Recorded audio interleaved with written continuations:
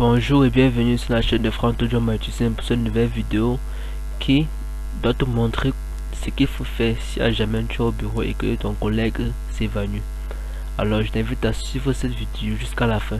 Surtout n'oublie pas de cliquer sur abonner, de liker, de partager la vidéo pour édifier également d'autres personnes. Surtout n'oublie pas d'envoyer un commentaire. J'attends des commentaires.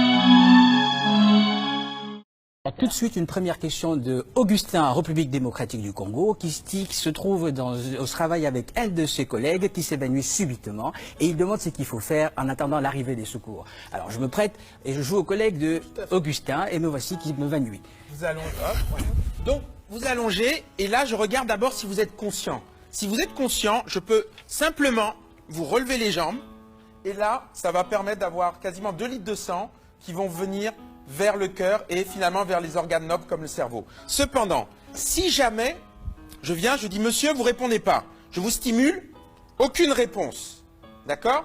À ce moment-là, je viens, je prends le bras, je le laisse tomber sur votre tête et je regarde. Si le bras tombe, ça veut dire qu'a priori, il y a une inconscience. Je passe donc à la deuxième chose. Je suis comme ça, on s'est d'accord, je respire pas bien. Il faut vérifier les voies aériennes.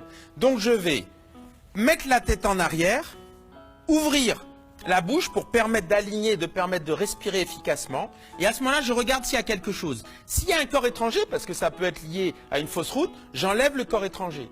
Il n'y en a pas, j'ai libéré les voies aériennes, j'ai dégrafé bien sûr le col et le pantalon. Et à ce moment-là, j'appuie et je regarde. Et je regarde le thorax, j'écoute et je sens, les 3 sens.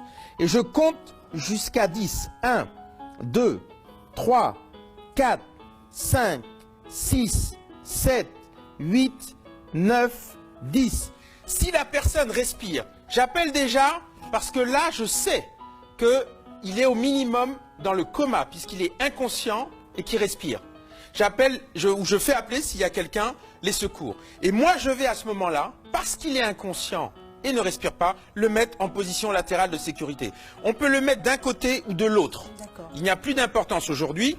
Je prends la jambe, je la cale, je prends le bras, je le mets sur la joue, je prends l'autre bras, si j'ai décidé de le mettre sur le côté gauche, et à ce moment-là, je peux me mettre de l'autre côté pour accompagner, ou si je suis là, simplement le haut du genou, là je prends l'épaule et le coude, et tout doucement, je le place sur le côté. Je vérifie, vous voyez, la tête est bien, je peux même mettre un coussin. Et là, je place bien la jambe pour le caler. Là, il est stable, on a appelé les secours, on peut essayer de le stimuler, de voir comment il va, mais on l'a mis en position latérale, ce qui fait qu'il ne peut pas vomir. Alors donc là, docteur, on vient de voir la position latérale de sécurité. Et si une personne fait une crise cardiaque devant nous, qu'est-ce qu'on fait? Alors, donc, on a vu là que s'il est inconscient et qu'il respire, c'est la PLS. S'il est inconscient et qu'il ne respire pas, à ce moment-là, ça veut dire qu'il est mort ou qu'il va mourir. On a instantanément appelé les secours. Extrêmement important.